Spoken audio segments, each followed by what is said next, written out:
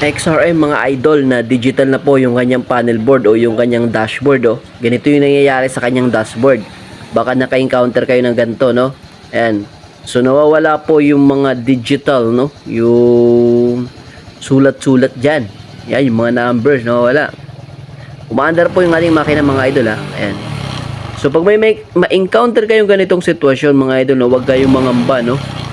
Kasi sabi dito na may-ari na baka grounded daw, baka may naputol ng mga wire sa loob. Ayan, so pag may ganito kayo sitwasyon, huwag nyo munang kakalkalin yan, at ganito muna yung gawin nyo. Susolusyonan natin yan sa video na ito. Yun, so panoorin nyo tayo kung paano natin yan i-troubleshoot at alamin natin kung ano talaga yung problema ng dashboard na ito. Yan, so huwag na natin patagalin to, umpisan na kagad natin itong video. Alright.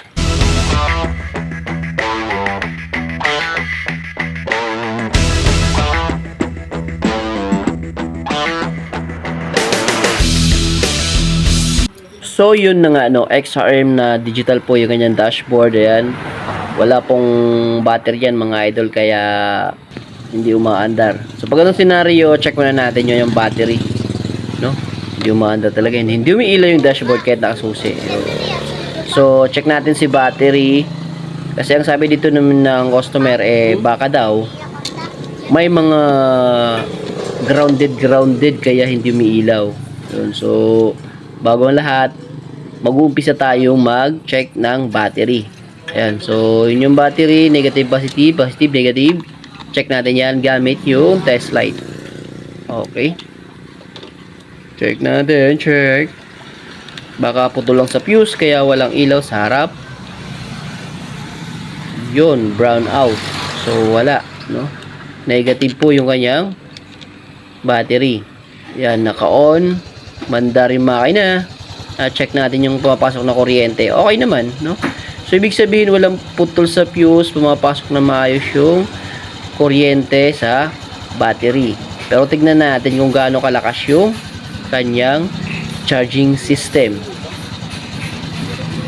No, ayan, na-revolution muna natin. Tignan nyo na maigi yung ating light, kasi wala tayo ngayon voltmeter. Dito lang tayo nagbabase sa ating light. Pansinin nyo, no, nagdra-drop po yung kuryente pag nare-revolution. Ayan, no.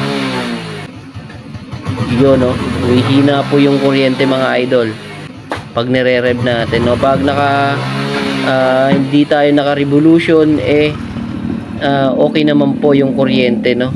Ayan. Kaya pag nire-rev natin, kung mapapansin nyo yung ating digital board kanina, nire-rev natin, nawawala talaga yung mga sulat lahat. Tapos pag hindi natin nire-rev, ay bumabalik, no, kahit papano pa isa-isa, pero hindi kinakaya ng kuryente, nagdra-drop po siya. Ibig sabihin po, yung regulator nito mga idol ay hindi na po sapat yung kuryente yung sinusupply, no, dahil nangailangan po ito ng tulong ng battery. So makikita nyo, ayan, no, ayan, hindi natin nire-rev. Pag nire-rev natin, walang-wala talaga, hindi lumalabas kahit kapiranggot na sulat.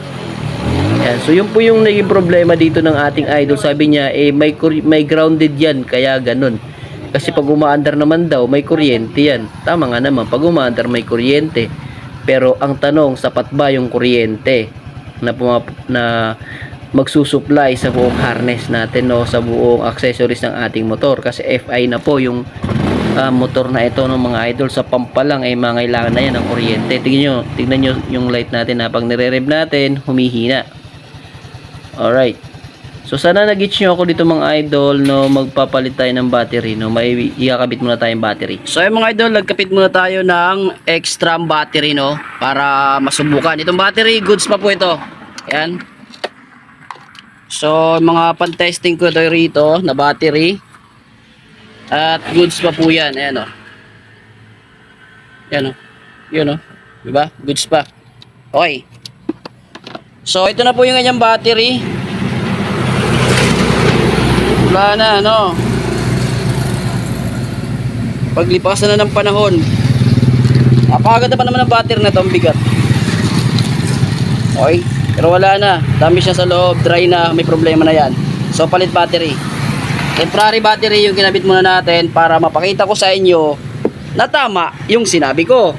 Ayan. Buksan na natin. Bang!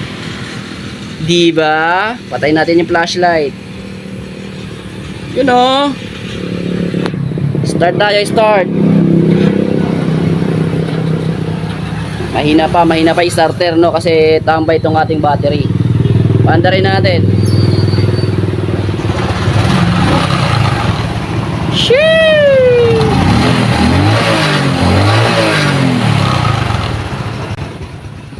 Okay, so papatakbuhin ko muna.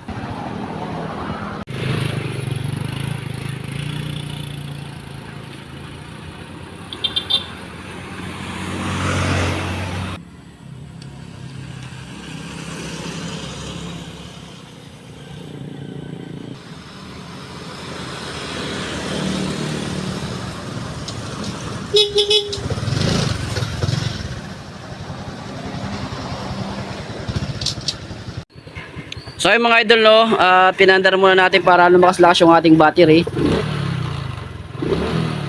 Kita naman natin, hindi na po nag-drop siya, no.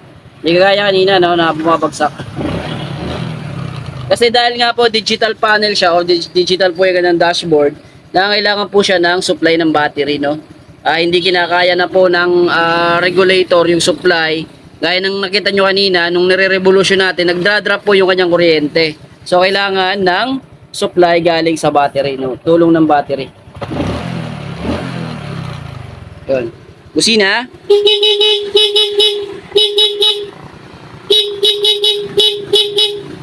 Tingnan nyo, pag binubusina natin, no, gumagalaw pa po yung kuryente. Ibig sabihin, hindi pa po masyadong kargado po yung ating battery, no? So, mga ilang araw biyahe nito or ilang oras na biyahe, ay magkakarga na po yan.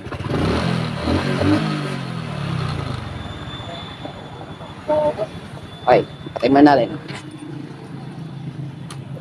Check natin kung gagana na po yung starter. Wala pa talaga. Nag-drop po yung kuryente.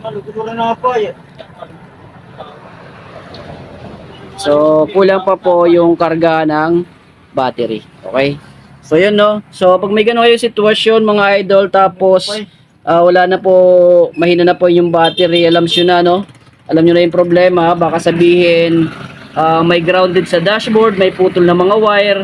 No, wala po sa wire o wala po sa ground yung problema. Pag ganun po yung scenario na ngayong dashboard mga idol, okay. So sa mga naka-XRM dyan na digital na po yung dashboard, no, at may ganun kayong senaryong na-encounter, no, palit battery lang, no, at okay na yan. Alright, so wag nyo muna ipakalkal na kung ano-ano dyan, no. I-check nyo muna yung battery nyo bago kayo magpakakalkal dito, no. Kita nyo wala tayong ginalaw dyan, battery lang po yung chinek natin. Okay, battery lang yung pinalitan natin. Okay, yun. So ganito lang muna yung video natin mga idol. Sana may nakuha kayong tips at kaalaman sa ginawa nating video ngayon. Alright, so dito lang muna tayo. Peace out muna mga tropa. Bye bye, salamat po.